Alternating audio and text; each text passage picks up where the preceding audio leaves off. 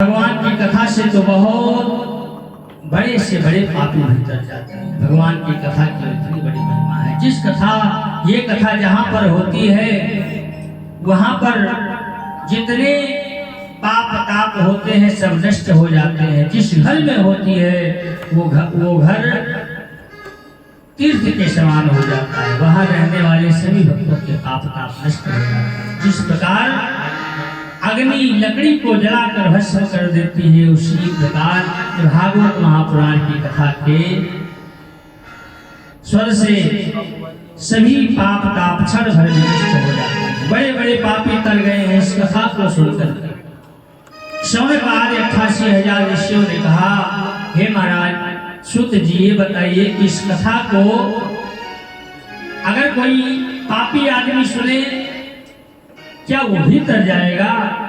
साधारण मनुष्य कोई अगर सुने तो ठीक है तरना, लेकिन अगर कोई पापी भगवान की कथा सुने तो क्या वो भी तर सकता है? तब सुत जी महाराज ने कहा, हे शौनक आदि 88,000 ऋषियों, इस कथा का इतना बड़ा प्रभाव है, बड़ा से बड़ा पापी हो, 5 पाप करने वाला अगर पापी हो, 5 महापाप होता है, और वो पाप भी अगर कोई मनुष्य करता है तो इस कथा के प्रभाव से वो भी तर जाता है। सूत जी महाराज शौनक आदि 88,000 ऋषियों से कहते हैं, ये मानव पाप कृतस्तु सर्वदा सदा दुराचारिता विमार्गः क्रोधादिदग्नः कुटिलाशकामिनः सप्ताह यज्ञेन कलो भुनन्ति ते। 5 प्रकार का पाप होता है। मदिरा पान करना पहला पाप, दूसरा पाप ब्रह्म हत्या, तीसरा पाप सोने की चोरी करना महापाप कहा गया है, और गुरु स्त्री पर गलत निगाह रखना भी महापाप की श्रेणी में आता है, और विश्वासघात करने वाला भी महापापी होता है। 5 महापाप है। शिव जी ने कहा अगर कोई ये 5 पाप किया हो वो भी तर जाएगा। उदाहरण दिया शिव जी महाराज ने कहा, तुंगभद्रा तटे पूर्वम भूतपत्तनमुत्तमं यत्र वर्णाश्रमेण सत्य सत्य कर्म तत्परा। तुंगभद्रा नदी के तट पर एक सुंदर नगर बसा हुआ है जिसका नाम है उत्तम नगर। उस नगर में हर वर्ण के लोग रहते हैं, और उसी नगर में एक ब्राह्मण जी पंडित जी रहते हैं जिनका नाम है आत्मदेव। आत्मदेव ब्राह्मण बड़े ज्ञानी हैं, विद्वान हैं, धुरंधर विद्वान हैं। यहाँ तक कि कहा, आत्मदेव पुरे तस्मिन् सर्ववेद विशारदः श्रोतसमासं सणातो द्वितीयेव भास्करा। सभी वेदों के ज्ञाता हैं आत्मदेव ब्राह्मण, कोई साधारण ब्राह्मण नहीं है। चारों वेद उनको कंठस्थ है, 6 शास्त्र उनको कंठस्थ है। दूसरे सूर्य के समान तेजस्वी हैं आत्मदेव ब्राह्मण, लेकिन उसकी पत्नी है जो है उसका नाम है धुरंधरी। बड़ी ही कुटिल स्वभाव की स्त्री है। उसका नित्य का काम क्या है? लोक वार्ता रता प्राय, दुनिया का प्रपंच करना उसका रोज का काम है। कुटिल स्वभाव की स्त्री है। ब्राह्मण देवता अपना जीवन इसी प्रकार से निर्वाह कर रहे हैं। आधी उम्र बीत गई, कोई संतान न हुई।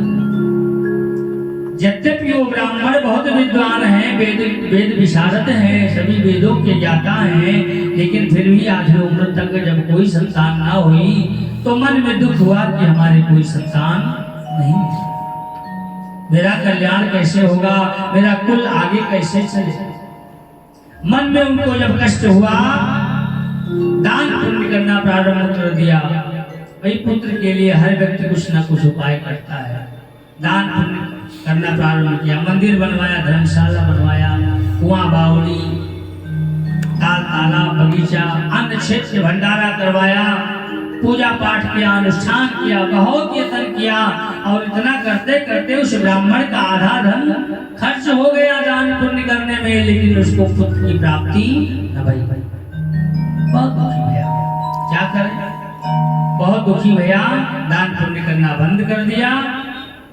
और एक दिन अपनी पत्नी धुंधली को बिना बताए, बड़ी कर्कशा स्त्री थी धुंधली, बिना कुछ बताए वो ब्राह्मण देवता घर से चल गए, जाकर के जंगल में बैठ करके और अपने दुख को याद करके रोने लगे,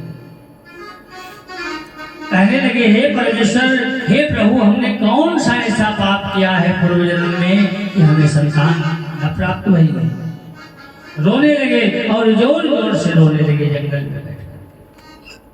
सूत जी कहते हैं, जब आत्मदेव ब्राह्मण जंगल में बैठकर रोने लगे, उसी जंगल में एक सन्यासी, बहुत तेजस्वी सन्यासी आया।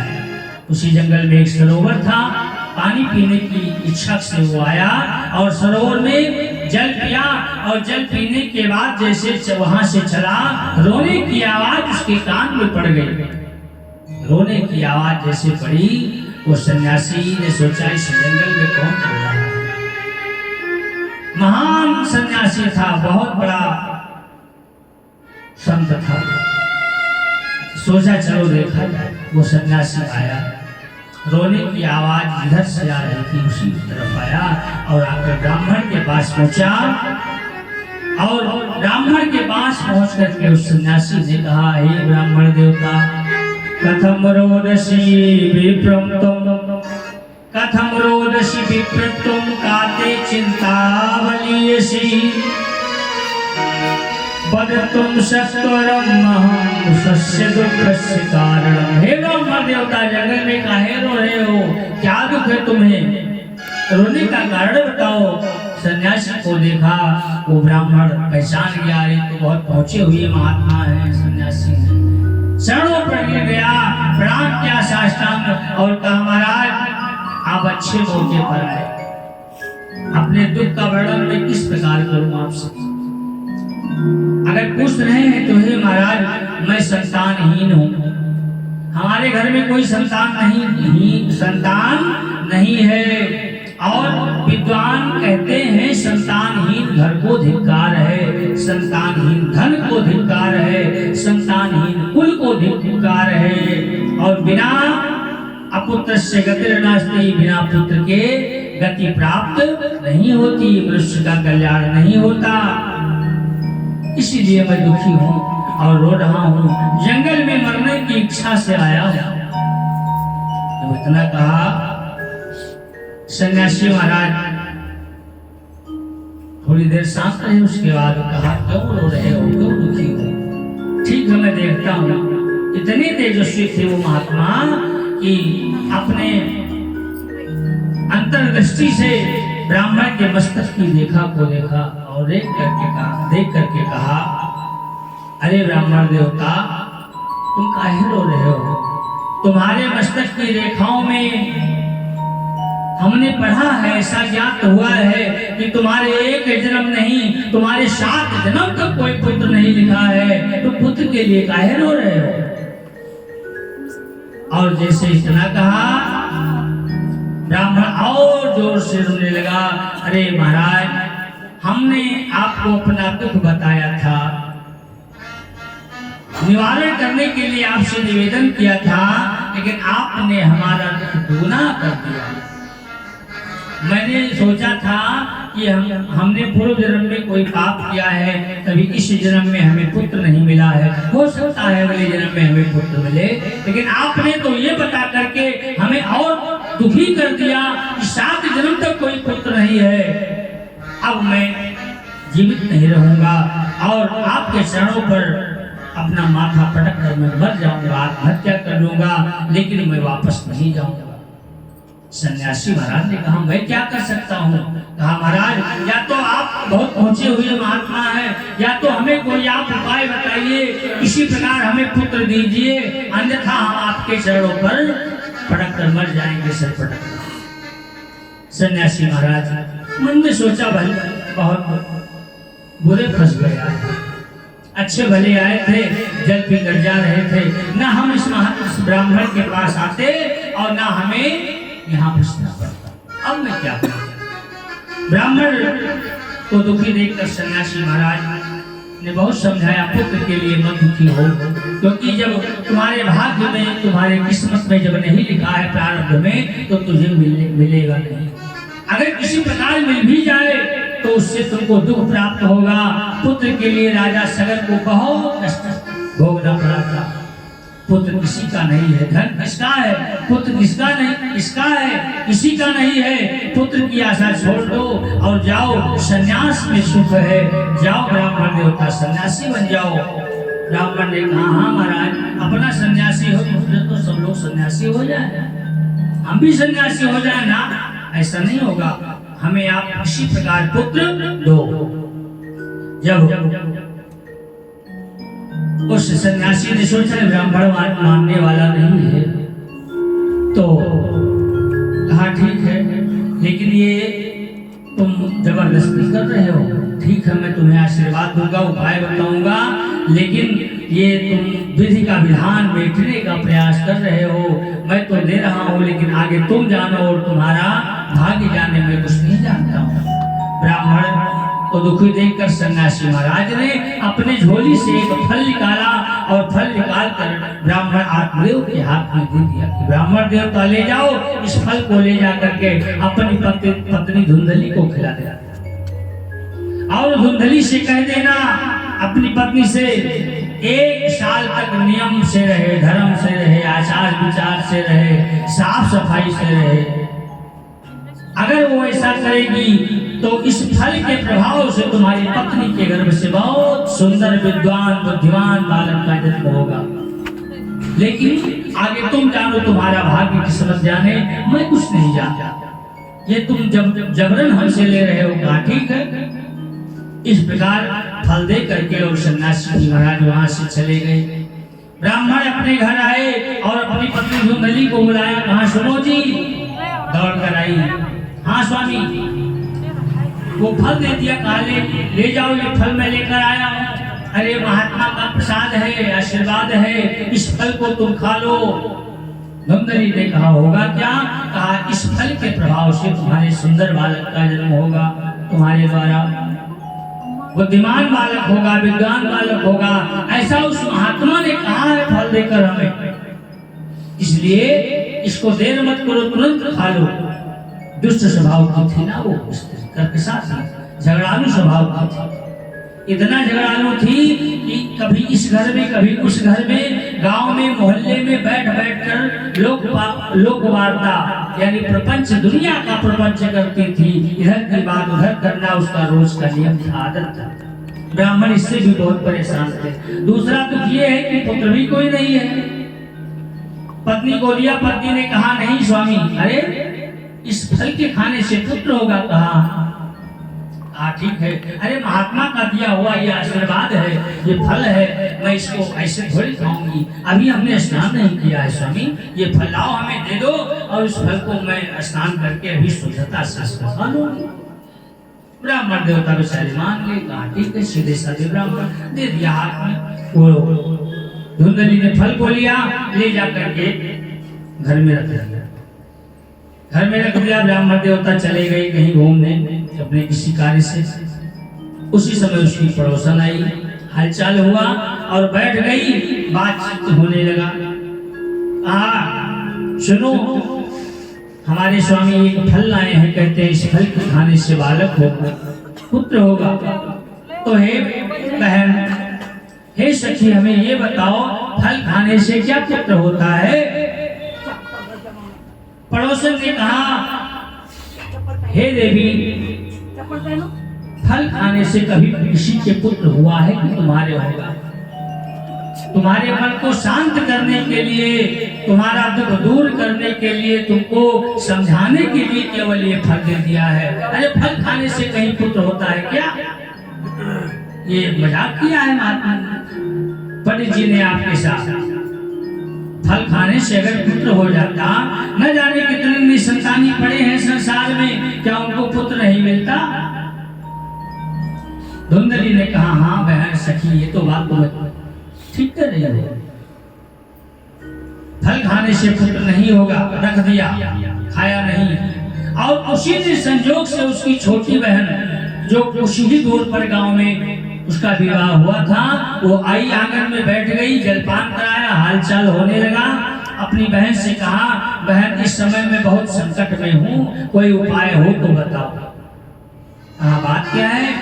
धुंधली ने सारी बात बता दिया अपनी बहन को। कहा देखो बहन ये लाए हैं, स्वामी जी कहते हैं फल खा लो और मैं खाना नहीं चाहती।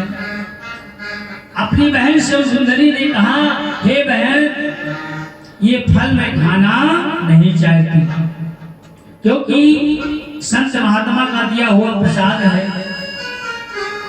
फल खाने से पहली बार बालक नहीं होगा, और अगर बालक हो भी गया, अगर गर्भ रह भी गया तो मैं गर्भ के दुख को सह नहीं पाऊंगा। कहने लगी गर्भ का दुख सहना बहुत ही कठिन है। तो धुंधली कहने लगी मैं गर्भ का दुख सहन नहीं कर पाऊंगा, और अगर कहीं हमने 8-9 महीना किसी प्रकार बिता लिया और बालक हमारे पेट में कहीं अगर उल्टा पुल्टा हो गया तो बालक तो चाहे जीवित बच जाए मैं पहले मर जाऊंगा। हे बहन कोई उपाय बताओ। और भी कारण बताया, कहा इस फल को अगर मैं खा लूंगी तो मेरा शरीर भारी हो जाएगा, और हमने सुना है कि गर्भवती स्त्रियां भाग नहीं पाती हैं। अगर गांव में कहीं चोर आ गए, डकैत आ गए और गांव में या आग लग गई, किसी कारणवश गांव छोड़कर अगर भागना पड़ा तो हे बहन मैं कैसे भाग पाऊंगी, इसलिए मैं फल को खाना नहीं चाहिए। और एक बात कहने लगी अगर इस फल को मैं खाऊंगी किसी प्रकार अगर ये 9 महीने तक सुरक्षित रहा गर्भ, और जब इसका लालन पालन होगा तो बड़ा कष्ट होगा, मैं लालन पालन नहीं कर पाऊंगी। और एक बात हे बहन अगर कहीं ये बालक पेट में रह गया, गर्भ में रह गया, कहीं सुखदेव स्वामी की तरह अगर 12 साल पेटवे में रहा तब तो मेरा मरण हो जाएगा। सुखदेव स्वामी 12 साल के बाद उनका जन्म हुआ है, कल की कथा में सुनेंगे आप लोग। सुखदेव स्वामी की तरह अगर कहीं 12 साल पेट में ही रह गया ये बालक तो मेरा मरण एकदम निश्चित है, इसलिए मैं फल खाना नहीं चाहती। बहन कोई उपाय बताओ। छोटी बहन गरीब थी, कहा ठीक है बहन अगर तुम फल नहीं खाना चाहती हो तो मत खाओ, हमारे गर्भ है, हमारे गर्भ में एक बालक है, और हमारे पास धन की कमी है और तुम्हारे पास पुत्र की कमी है, तो हम दोनों अदला बदली कर ले तो क्या है। धुंधली ने कहा मतलब यह है बहन कि हमारे पास धन की कमी है, धन नहीं है हमारे पास संतान कई हैं, कई लड़के हैं हमारे पास, लेकिन धन की कमी है। हे बहन मैं अपना बालक जन्म होगा तो मैं तुझे दे दूंगी, उसके बदले में हमें कुछ धन दे दे। धुंधली ने कहा हाँ ये तो अच्छा था बहन हो तो ऐसी संकट के समय में तुमने जो मेरा सहायता किया है ये उपकार मैं जीवन भर नहीं भूलूंगी। ठीक है बात पक्की हो गई, कहा ठीक है ऐसा ही होगा। वो चली गई अपने घर, और यहाँ इधर ब्राह्मण आए और कहा धुंधली से कि देखो तुमने फल खाया। कहा हाँ स्वामी हमने फल खा लिया, आप गए थे उसी दिन तो खा लिया था। और इधर उसकी बहन छोटी वो बता कर गई थी कि देखो धुंधली मैं अपना बच्चा तुझे दे दूंगी ठीक है, लेकिन इस फल को जो तुम्हारे घर गाय है उस गाय को खिला देना, वो कभी बच्चा नहीं दिया है उसने, हो सकता है कि इस फल के प्रभाव से उसके बच्चा हो जाए, इस फल की परीक्षा भी हो जाएगी और तुझे संतान भी मिल जाएगा, हमें धन भी मिल जाएगा। कहा ठीक। और इधर त्रियाचरित्रम देवम न जानाम, त्रियाचरित्रम पुरुषस्य भाग्यम और देवम न जानाम कुतो मनुष्यः शुरू हो गया धुंधली का क्रिया चरित्र। पेट को भारी कपड़ा लपेट लपेट कर भारी करना, जो जो समय बीतता गया पेट में कपड़ा लपेटना बढ़ता गया धुंधली का, और नाटक करने लगी गर्भवती होने का। ब्राह्मण से झूठ बोला है ना, और वहां बात पक्की हो गई है बहन से, नाटक तो करना ही है। वो अपना क्रिया चरित्र शुरू कर दिया। सीधे साधे ब्राह्मण बेचारे मान गए, चलो खुशी भय मन में कि चलो हमारी पत्नी के द्वारा एक बालक उत्पन्न होगा, हमें सुख मिलेगा। इस प्रकार गर्भ का जब समय पूरा हुआ, उसकी बहन के एक सुंदर बालक पैदा हुआ, और बालक पैदा हुआ अपने पति के द्वारा उस बहन ने उस बालक को नार जवान सहित ब्राह्मण के घर भिजवा दिया, धुंधली की गोद में दे करके, और कुछ धन लेकर के यहाँ से वो चला गया। प्रातः काल हुआ, ब्राह्मण न जान पाए, प्रातः काल का समय हुआ, ब्राह्मणी अपने पुत्र को रोता हुआ लेकर निकली। पुत्र के रोने की आवाज जैसे सुनी, ब्राह्मण बड़े प्रसन्न है। पूरे गांव में मिठाई बंटवाई, जन्मोत्सव मनाया धूमधाम से, नाल छेदन हुआ, दान पुण्य किया। आत्मदेव ब्राह्मण प्रसन्न है कि हमारे घर पुत्र उत्पन्न हुआ है। उस महात्मा सन्यासी की कृपा से बड़े प्रसन्न है, लेकिन अंदर की बात जो है वो केवल ब्राह्मणी जानती है और उसकी। इसी प्रकार वो बालक धीरे धीरे बड़ा होने लगा, और ठीक 3 महीने के बाद उस गाय के भी, जिस गाय को फल खिलाया था, उस गाय को भी एक लड़का पैदा हुआ। और जब गाय को लड़का पैदा हुआ, दूर दूर से लोग देखने आने लगे, अरे ब्राह्मण के घर गाय से लड़का पैदा हुआ है। भाई गाय से बछड़ा होता है, बछिया होती है, सभी लोग जानते हैं, लेकिन अगर किसी गाय के अगर बालक पैदा हो जाए तो कितने लोग इकट्ठा हो जाएंगे देखने के। सब लोग दूर दूर से गांव से आने लगे, सब लोग देखने, और सब आते हैं, ब्राह्मण की प्रशंसा करते हैं कि धन्य हो ब्राह्मण आत्मदेव, तुम्हारा भाग्य बड़ा प्रबल है, तुम्हारे घर गाय के भी लड़का हुआ है। पहले तो पत्नी के हुआ, बाद में गाय के लड़का हुआ। बधाई दे करके सभी गांव वाले चले जाते हैं। ब्राह्मण देवता आत्मदेव एक दिन अपना पंचांग खोल करके और दोनों बच्चों का नामकरण करने की इच्छा से बैठे थे, विचार कर रहे थे क्या नाम रखा जाए।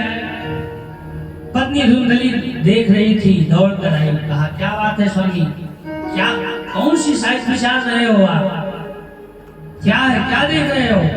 ब्राह्मण आत्मदेव ने कहा देवी मैं सोच रहा हूँ अपने पुत्र का नामकरण कर लूं।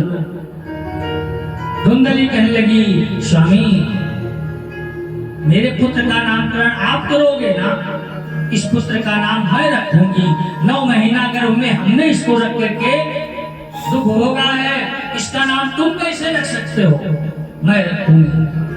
ब्राह्मण सीधे साधे ब्राह्मण ने कहा ठीक है देवी, चलो ठीक है तुम ही नाम रख दो, चाहे हम रखे नाम और चाहे तुम रखो, एक ही बात तो है, ठीक है। उस धुंधली ने कहा देखो ब्राह्मण देवता मेरा नाम धुंधली है, तो मेरे ही नाम से मिलता जुलता नाम मेरे पुत्र का नाम होगा धुंधकारी। धुंधकारी नाम रख दिया, ब्राह्मण मान गए। और इधर जो गाय के बालक पैदा हुआ था बड़ा सुंदर था, गोरा बदन, सुंदर चेहरा, देख करके ब्राह्मण ने सोचा केवल उसका कान गाय के समान था, बाकी पूरा शरीर मानव के गाय के समान कान था, इसलिए ब्राह्मण ने अपने पंचांग को देख करके और उसका नामकरण कर दिया। ब्राह्मण ने उसका नाम गोकर्ण कर दिया। बोलिए गोकर्ण जी महाराज की। इस प्रकार आत्मदेव के घर में दोनों बालक बड़े होने लगे, दोनों का लालन पालन होने लगा। ब्राह्मण अपने पुत्र धुंधकारी को अच्छी शिक्षा देना चाहते हैं, संस्कार देते हैं, ज्ञान देते हैं, समझाते हैं, क्योंकि वेद पाठी ब्राह्मण है ना आत्मदेव, तो जैसा पिता है अपने पुत्र को वैसे ही तो बनाना चाहेगा। आग्नेय ब्राह्मण ने सोचा पुत्र मेरे ही जैसा बने, विद्वान बने, शिक्षा देने का प्रयास किया, संस्कार दिया, लेकिन ना, धुंधकारी वो छोटे से ही, बचपन से ही वो दुष्ट होता गया, शरारती होता गया, पिता की आज्ञा कभी नहीं मानता था। पिताजी कहने नहा लो तो नहाता नहीं था। अरे 10 दिन बीत जाए धुंधकारी स्नान न करे, बड़ा भया जाए। थोड़े बड़े भाई धुंधकारी और गोकर्ण जी बड़े भाई, 5 साल की अवस्था हो गई दोनों बालकों को। गोकर्ण जी बड़े भाई तो ज्ञानवान भय, विद्वान भय, क्योंकि सन्यासी के आशीर्वाद से तो उनका जन्म हुआ है। सन्यासी के दिया हुआ फल है ना गोकर्ण जी। और गोकर्ण जी बहुत विद्वान है, ज्ञानवान है, उनके अंदर शक्ति है, तपोबल है, बुद्धि है, ज्ञान है, विवेक है। लेकिन धुंधकारी अपने बुद्धि, विवेक, ज्ञान को समस्त खो दिया। माँ बाप की आज्ञा न माना और शरारत करते गया और इसी प्रकार उत्पात करे।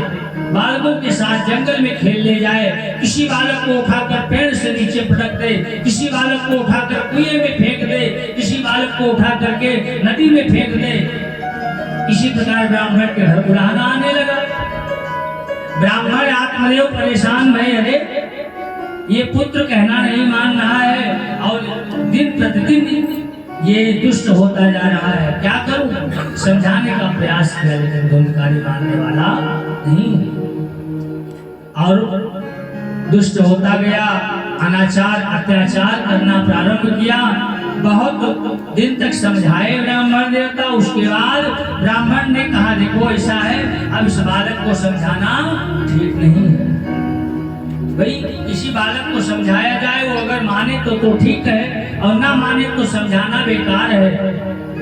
बहुत समझाया लेकिन ना माने तो ब्राह्मण स्वयं समझाना बंद कर दिया। ब्राह्मण के घर रोज बुलाना आने लगा। किसी दिन कोई व्यक्ति आता, पंडित जी आप अपने लड़के धुंधकारी को समझा लो। कोई किसी दिन बुलाना देता, कोई प्रतिदिन 2-3 लोग बुलाना लेकर आने लगे। ब्राह्मण लोगों की शिकायत सुन सुनकर परेशान हो गए, क्या करें? ये पुत्र, हमने सोचा था पुत्र मिलेगा तो सुख मिलेगा, लेकिन ना, ये तो उल्टा हो गया है प्रभु, ये क्या हो गया? ये तो इतना दुष्ट बालक हो गया कि पूरे गांव में बदनामी हो रही है।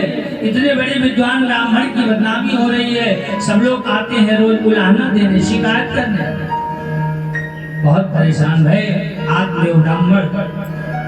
और इधर 5 साल के बाद जब गोकर्ण जी ने अपने भाई धुंधकारी की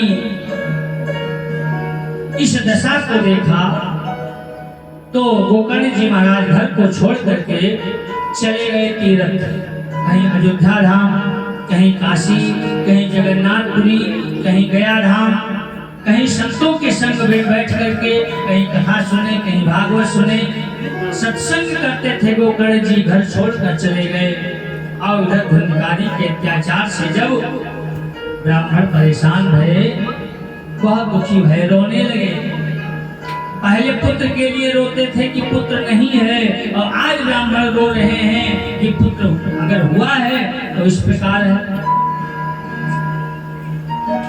बहुत दिनों के बाद, कई सालों के बाद गोकर्ण जी एक दिन अपने घर को घूमने के लिए आए, घर पर टहलने के लिए आए।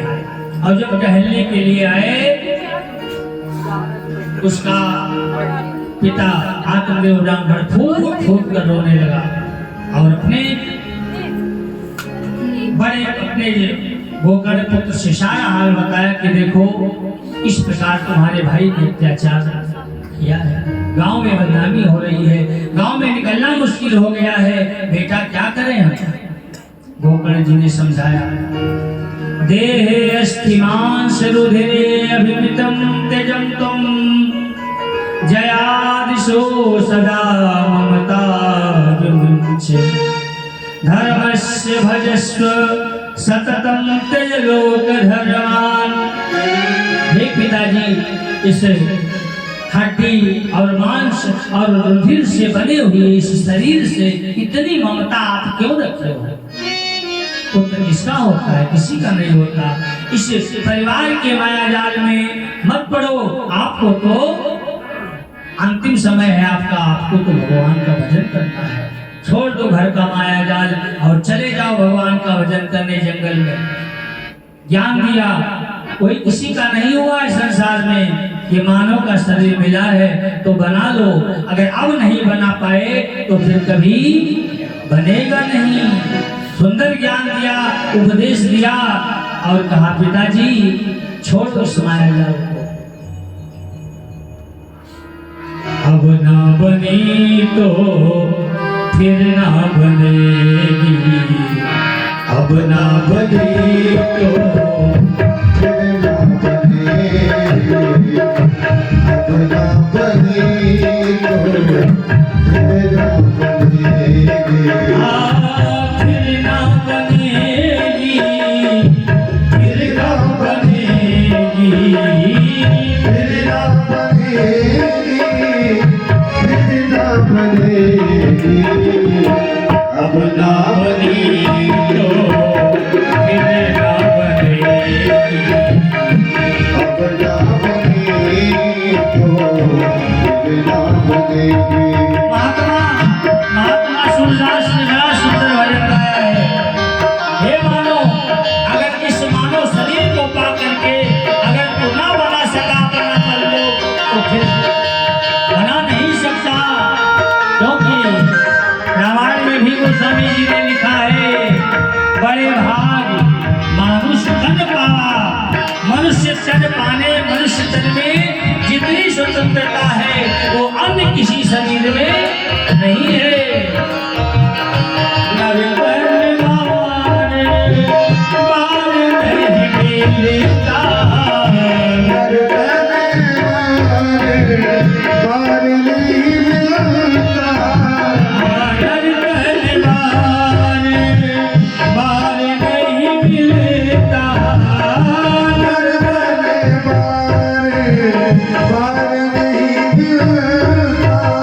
ये मनुष्य का तन केवल एक ही बार मिला है, बार बार नहीं मिलेगा। और एक बार जिस माता ने तुझे जन्म दे दिया, वो माता अगर चाहो कि दूसरी बार वो हमें जन्म दे दे अपने गर्भ से, ऐसा संभव नहीं है। नर तन बार नहीं मिलेगा,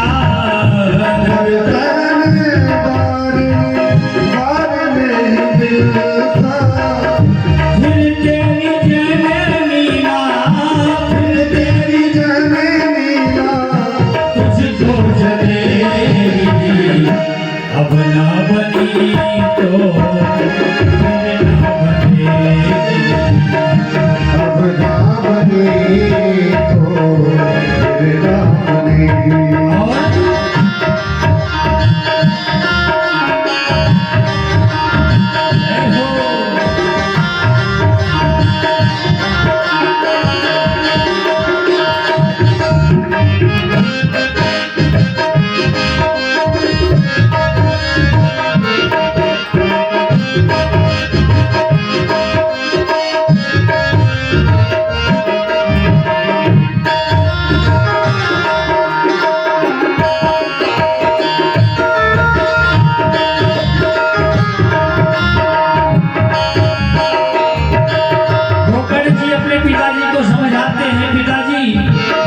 लग 84 में जाए पड़ोगे, लग 84 में जाए पड़ोगे।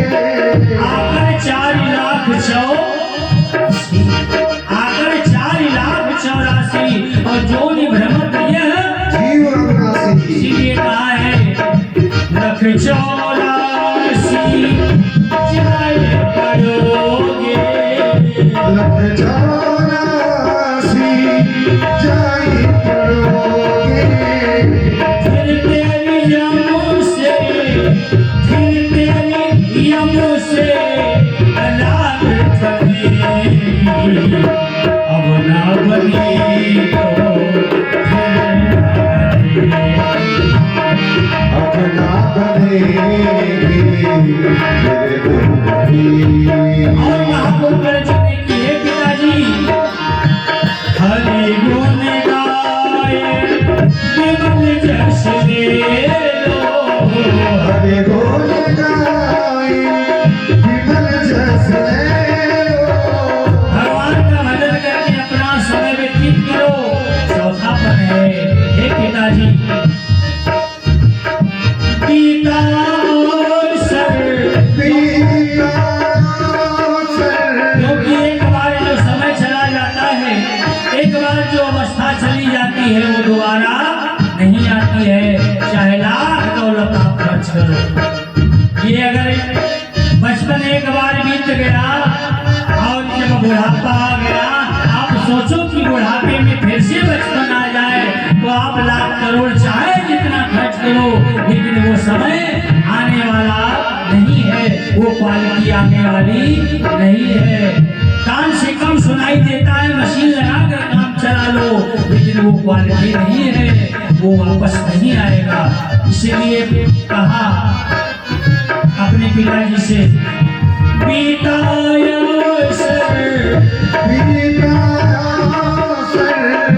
फिर ना मिलेगी तो फिर ना बनेगी। अपना बनेगी तो फिर ना बनेगी। अपना बनेगी तो फिर ना और बनेगी। अंतिम में सूरदास स्वामी ने कहा, महात्मा सूरदास ने बड़ा सुंदर भजन गाया और कहा सूरदास यह काया है माटी सूरदास यह काया है माटी। सूरदास यह काया है माटी सूरदास यह माया है माटी। फिर मटिए में जाए मिलेगी। अब न बनी तो फिर न बनेगी। अपना बने तो फिर ना बनेगी। फिर न बनेगी तो फिर ना बनेगी तो फिर कब बनेगी। अब न बनेगी तो फिर न बनेगी। अपना बने फिर कब बनेगी।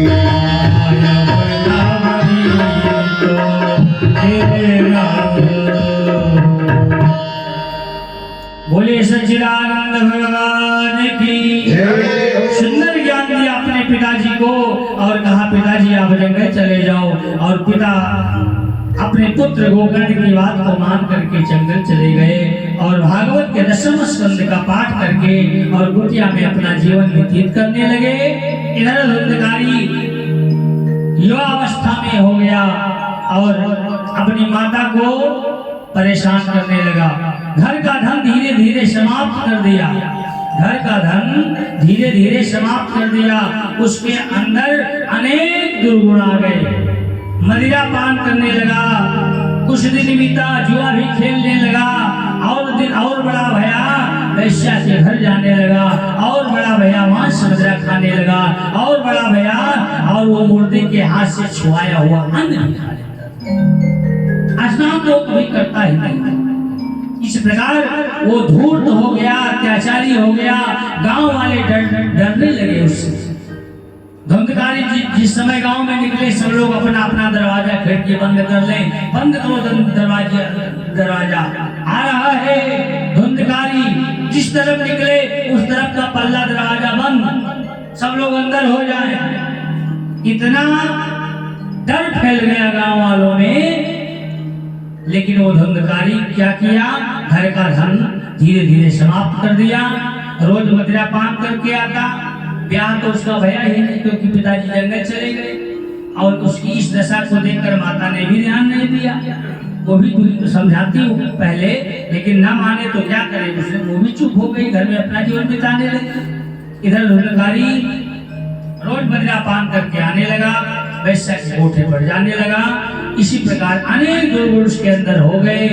जब घर का धन खत्म हो गया, एक दिन मदिरा पान किए हुए आया और माता धुंधली से कहा, हे माता जी बताओ धन कहाँ रखा है, बताओ धन कहाँ रखा है, क्योंकि ये 4 जगह ऐसी जगह है कि यहाँ पर जाने के लिए धन की आवश्यकता होती है। अगर धन नहीं है तो ये चारों जगह जाना बेकार है। भाई मदिरा पीते हैं तो धन की आवश्यकता है, जुआ खेलते हैं तो धन की आवश्यकता है।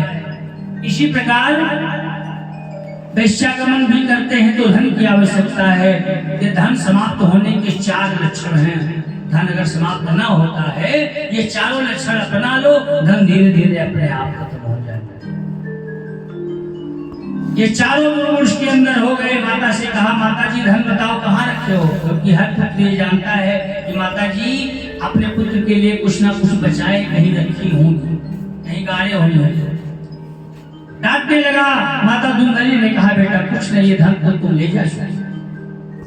नशे में था और कहा, माता जी जल्दी बताओ नहीं तो मैं तुझे मारूंगा। कहा, मुझे मारोगे? कहा, उठा लिया डंडा। जब नहीं बताया तो मारना प्रारंभ कर दिया। मारता रहा अपनी माता धुंधली को, चिल्लाती रही, छटपटाती रही, मारते मारते लोलुहान कर दिया। माता धुंधली बार बार रोकती है लेकिन धुंधकारी मारता जा रहा है। अंत में बेहोश हो गई। एक डंडा ऐसा लगा कि उसके आंख में लगा और उसकी आंख फूट गई, अंधी हो गई। घर का धन जो बचा था, टूटा फूटा बर्तन बेचकर बाजार से वैश्या के कोठे पर चला गया, रहने लगा। इधर रात्रि में माता निकली और गांव के बाहर कुआं था, कुएं में गिर गई। कुएं में गिरकर उसका प्राणांत हो गया, वो मर गया। गांव वाले सुबह देखे, कुआं से बाहर निकाला, धुंधकारी के पास गए वैश्या के घर और कहा, भैया तुम्हारी माता का देहांत हो गया है, चलो उनका अंत्येष्टि संस्कार तो कर दो। लेकिन धुंधकारी मतवाला वैश्या के मद में इतना मतवाला है कि वो हाथ से आया नहीं। कहा, जाओ तुम लोग कहीं गंगा यमुना में ले जाओ, उसको डाल दो, मैं नहीं जाऊंगा। गांव वालों ने चंदा इकट्ठा करके उसका अंतिम संस्कार किया और वो 5 वैश्याओं को जब देखा माता जी नहीं है तो घर पर ले आया। 5 वैश्याओं के साथ वो रहने लगा। इस प्रकार रहते रहते बहुत दिन बीत गया। वो वैश्या 5 वैश्या रोज रोज नया नया फरमाइश करते थे, आज ये ले आओ, कल ये ले आओ, सुंदर सुंदर वस्त्र आभूषण। सबकी फरमाइश को पूरा करता गया। 5 वैश्याओं के साथ रह करके अपना ब्राह्मणत्व नष्ट कर लिया। अंत में एक दिन 5 वैश्याओं ने सोचा कि ये चोरी करता है हम लोगों के लिए रोज, एक ना एक दिन ये पकड़ा जाएगा राजा के यहाँ, तो हम लोगों का भी बताएगा, हम लोगों का नाम भी बताएगा। तो हे बहन, आपस में विचार किया, हे बहन घर में धन मतलब भरता हो गया है, अब एक काम करो, इस धुंधकारी का काम तमाम करो और धन लेकर यहाँ से चलते बनो, नहीं तो हम भी जेल में पहुंच जाएंगे इसके द्वारा, क्योंकि किसी ना किसी दिन ये पकड़ा जरूर जाएगा। बस तुरंत 5 वैश्याओं ने प्लान बनाया। रात्रि में धुंधकारी आया, मदिरा पान किए हुए, और 5 वैश्याओं ने इसको सुंदर भोजन कराया, स्वागत सम्मान किया और बिस्तर पर आराम करने लगा। 5 वैश्याओं ने लकड़ी का चूल्हा जला लिया और जब सो गया धुंधकारी, 5 वैश्याओं ने जलती हुई लकड़ी से धुंधकारी को मारना प्रारंभ कर दिया। कुछ देर मारते मारते जब वो एकदम बेहोश हो गया, अग्नि की ज्वाला जब उसके ऊपर पड़ी, तो जब बेहोश हो गया, 5 वैश्याओं ने उसको बांध दिया, ऊपर छत में बांध दिया हाथ पैर, और बांध कर देखा अभी मरा नहीं है, फिर से मारने लगी। ऐसे मरने वाला नहीं है। अंत में जब नहीं मरा तो वैश्याओं ने सोचा ये ऐसे नहीं मरेगा। एक वैश्या दौड़ कर गई, एक कटोरे में जलता हुआ अंगारा, आग का अंगारा लेकर के ऊपर चढ़कर गई और उसके मुंह में ठूस ठूस कर भर दिया। अब तो ये मरेगा। 5 वैश्याओं ने उसके मुंह में अंगारा ठूस दिया, छटपटा के वो धुंधकारी मर गया, प्राणांत हो गया और धन लेकर सब 5 वैश्या गए। गांव वाले जान गए, प्रातः काल हुआ, घर में आए, देखा कुछ नहीं, और क्या हुआ, धन लेकर गायब भई, लेकिन उस धुंधकारी को नीचे उतार कर उसी के आंगन में खोद करके उसको गाड़ दिया, मिट्टी पाट करके सुंदर बना करके उसका स्थान, और वहां से गायब हो गई। प्रातः काल हुआ, गांव वाले जान गए। उसी समय कुछ गांव वाले गया धाम तीर्थ यात्रा जा रहे थे, गांव वाले गए और गया धाम में गोकर्ण जी महाराज मिले टहलते हुए। गांव वालों ने बताया आपके भाई धुंधकारी को वैश्याओं ने मार दिया, धन लेकर गायब हो गई, आपकी माता जी का भी देहांत हो गया। दुखी भय अपने भाई धुंधकारी के नाम से पिंडदान करने लगे, श्राद्ध करने लगे कि मेरे भाई की मुक्ति हो जाए। और इधर धुंधकारी बहुत बड़ा प्रेत हुआ, भटकने लगा, गांव में हर जगह भटकने लगा वो धुंधकारी। बहुत दिनों के बाद एक दिन गोकर्ण जी घर पर आए और वहां पर विश्राम करने लगे। रात्रि में भयानक स्वप्न दिखाया, कभी घोड़ा बने, कभी हाथी बने, कभी गाय बने, कभी मनुष्य बने, कभी देवता बने। गोकर्ण जी अभी सोए नहीं है और देखा भयानक रूप। गोकर्ण जी कहने लगे, हे भाई तुम कौन हो? आधी रात में भयानक स्वप्न क्यों दिखा रहे हो? जो हो सामने आओ ना। धुंधकारी मानव के शरीर में आया और केवल संज्ञा मात्रम चकार सह, केवल संज्ञा इशारा कर सकता है, बोल नहीं सकता, बारी नहीं है। गोकर्ण जी समझ गए ये कोई प्रेत है। कमंडल से जल लिया, मंत्र पढ़ के एक बार छींटा मारा, वो हाथ जोड़कर धुंधकारी खड़ा हो गया मानव रूप में और कहने लगा, अहम भ्राता तुरीयोस्मि धुंधकारी तिनामता। हे भाई गोकर्ण, मैं तुम्हारा बड़ा भाई हूँ, धुंधकारी हूँ। पांचों वैश्याओं ने हमें मार डाला है, मेरी मुक्ति का कोई उपाय जल्दी करो। मैं भटक रहा हूँ, अपना ब्राह्मणत्व हमने नष्ट कर लिया है। इस वैश्याओं के संग में पड़ के गलत संगत करके हमने अपना जीवन बर्बाद कर दिया है। तुम ज्ञानवान हो गोकर्ण जी, भाई मेरे कोई उपाय करो कि मैं मुक्त हो जाऊं, मैं भटक रहा हूँ। गोकर्ण जी ने कहा ठीक है, जाओ, प्रातः काल होगा तो मैं कोई उपाय सोचूंगा। प्रातः काल हुआ, गांव वाले मिलने आए, सब गांव वालों ने विचार विमर्श किया। गोकर्ण जी ने कहा मेरे भाई की मुक्ति कैसे हो? जब कोई न बता पाया उत्तर, गोकर्ण जी ने जल हाथ में लेकर के और मंत्र पढ़ करके, सूर्य भगवान उदय भय थे उस समय, अपना रथ हाँका था सूर्य भगवान ने। तुरंत अपने मंत्र के द्वारा, अपने तपोबल से गोकर्ण जी ने सूर्य भगवान का रथ रोक दिया और कहा, हे जगत के साक्षात प्रभु नारायण सूर्य भगवान, आप ये बताओ मेरे भाई धुंधकारी की मुक्ति कैसे होगी? उसी समय सूर्य भगवान ने कहा, हे गोकर्ण जी, अगर अपने भाई धुंधकारी की मुक्ति चाहते हो, श्रीमद् भागवत महापुराण की कथा सुनो। श्रीमद् भागवतान मुक्ति सप्ताह वाचनम कुरु, धन्या भागवती वार्ता। ये धन्य है भागवत की वार्ता। सप्ताह पारायण श्रीमद् भागवत महापुराण सुनाओ। सूर्य भगवान के रथ को छोड़ दिया तपोबल से और सूर्य भगवान आगे चले। इधर गोकर्ण जी ने गांव वालों के द्वारा सुंदर भागवत कथा का आयोजन किया और उसी गांव से बाहर ऊंचे स्थान पर जा करके व्यासमंच बनवा करके और सुंदर भागवत कथा का आयोजन हुआ। और श्रीमद् भागवत महापुराण की कथा गोकर्ण जी महाराज स्वयं वाचने के लिए बैठ गए और सभी गांव वाले आए बैठकर सुनने के लिए। एक ब्राह्मण को, वैष्णव ब्राह्मण को मुख्य श्रोता बना लिया और गोकर्ण जी महाराज श्रीमद् भागवत महापुराण की कथा करने के लिए तैयार भये। उसी समय धुंधकारी आया, हवा रूप में है ना, प्रेत है। धुंधकारी आया, अपने बैठने की जगह ढूंढने लगा। सब लोग तो बैठे हैं, मैं कहाँ बैठा? भाई प्रेत कहाँ बैठे? अपने बैठने का स्थान वो ढूंढने लगा। एक 7 गांठ का बांस का टुकड़ा यहीं पर रखा हुआ था और वो धुंधकारी ने सोचा इसी बांस में बैठकर मैं भगवान की कथा को सुनूंगा। इससे अच्छी कोई जगह हो ही नहीं सकती। यहाँ हमें कोई डिस्टर्ब नहीं करेगा, कोई हमें बोलेगा नहीं, क्योंकि कथा में श्रोता कई प्रकार के होते हैं। अगर श्रोताओं के बीच में बैठूंगा तो लोग डरकर भागेंगे। प्रेत अगर श्रोताओं के बीच में बैठ जाए तो लोग भागेंगे, तो मैं बीच में बैठ नहीं सकता। अगर मैं बैठ भी जाऊं किसी प्रकार तो लोग बातें करेंगे, इधर उधर की बातें, कोई इधर बात कोई उधर बात, तो मैं कथा सुन नहीं पाऊंगा। इसलिए बांस में बैठ गया और कथा सुन जाएगा। प्रथम स्कंद महात्म से, प्रथम स्कंद से लेकर गोकर्ण जी महाराज ने इस भागवत महापुराण में 12 स्कंद है, 335 अध्याय है। और प्रथम स्कंद से लेकर के और गोकर्ण जी महाराज ने कथा सुनाना प्रारंभ किया। पहले दिन की कथा पूरी हुई, पहली गांठ टूट गई।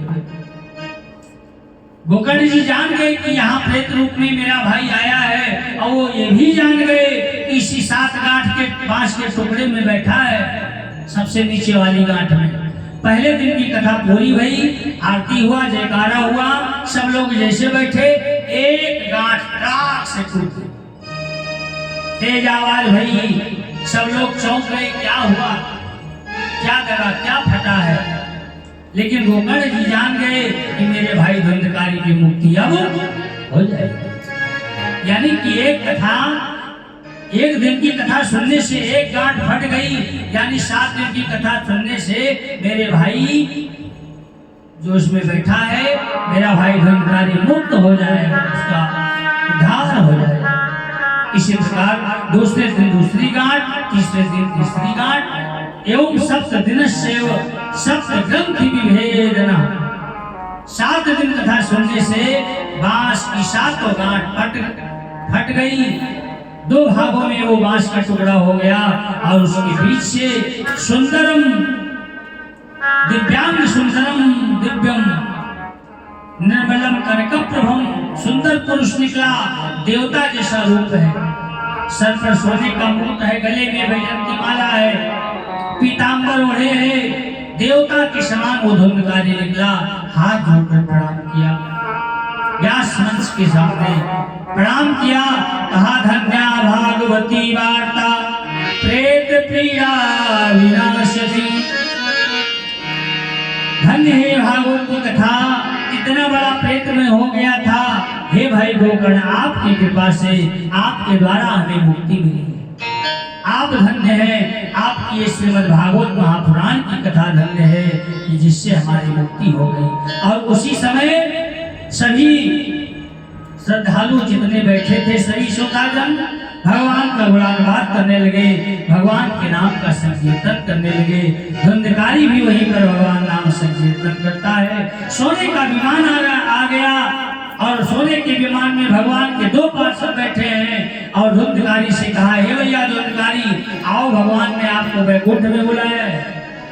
आदर सहित धुंधकारी को सोने के विमान में बैठा लिया और जब चलने लगे तो गोकर्ण जी महाराज ने कहा, हे भगवान के पार्षदों, एक प्रश्न है हमारा। अत्रैव बहवा संत्री और सो तारो निर्मला। यहाँ पर तो हजारों लाखों श्रद्धालुओं ने, भक्तों ने भगवान की कथा सुनी है, केवल धुंधकारी के लिए क्यों विमान क्यों लाए हो, सबके लिए विमान क्यों नहीं लाए। भगवान के पार्षदों ने कहा, भगवान की कथा तो सबने सुनी है, लेकिन धुंधकारी के जैसा कोई भगवान की कथा नहीं सुना है। निराहार होकर एक स्थान पर बैठकर एकाग्र मन से ध्यान लगाकर भगवान की कथा, जिस प्रकार आपके भाई धुंधकारी ने सुना है, उस प्रकार आपकी कथा, भागवत की कथा को किसी ने नहीं सुना है। इसलिए सबके लिए विमान कहाँ से। गांव वाले पछताते रह गए, सोने का विमान उड़ गया आकाश में, धुंधकारी भगवान इधर गांव वालों ने कहा, महाराज दोबारा कथा सुनाओ, आप नियम बताओ, हम उसी प्रकार कथा सुनेंगे, लेकिन हमको भी विमान में बैठकर स्वर्ग जाना है।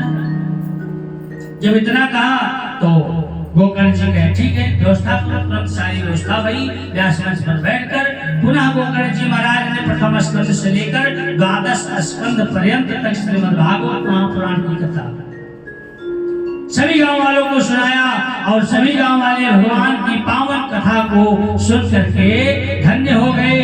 अंत में सोने का बहुत बड़ा विमान आया 7 दिन के बाद, 7वें दिन सूत जी महाराज कहते हैं शौनक आदि 88,000 ऋषियों अयोध्यावासिना पूर्वे, जिस प्रकार भगवान राम के साथ अयोध्यावासी सभी भगवान के वैकुंठ को चले गए थे कुछ लोगों को छोड़कर, उसी प्रकार आज गोकर्ण जी महाराज के कथा सुनाने से सभी ग्रामवासी उस बड़े से विमान में बैठ गए और ना बैठ पाए। वो विमान का चक्का पकड़कर कोई रथ पकड़ लिया, कोई बचवा पकड़ लिया, किसी प्रकार से उस पर लद गए और गोकर्ण जी भी उस विमान में बैठ गए और भगवान के गोलोक धाम को चले। भगवान नारायण के धाम में सभी चले। गोकर्ण जी पहुंचे भगवान नारायण के पास, भगवान के चरणों में साष्टांग प्रणाम किया और भगवान ने अपने भक्त गोकर्ण को हृदय से लगा लिया और कहा गोकर्ण जी तुम धन्य हो और तुमको हमने आज से गोलोक धाम का स्वामी बना दिया और गोलोक धाम में गोकर्ण जी को निवास स्थान दे दिया। इस प्रकार भागवत कथा सुन करके धन्यकारी की मुक्ति भई और गोकर्ण जी महाराज भगवान के गोलोक धाम में निवास करते। ये है महात्मा की चर्चा, महात्मा की कथा। बोले विष्णु भगवान की जय, बोलो शंकर भगवान की जय हो। आइए भगवान के नाम का नाम संकीर्तन करें।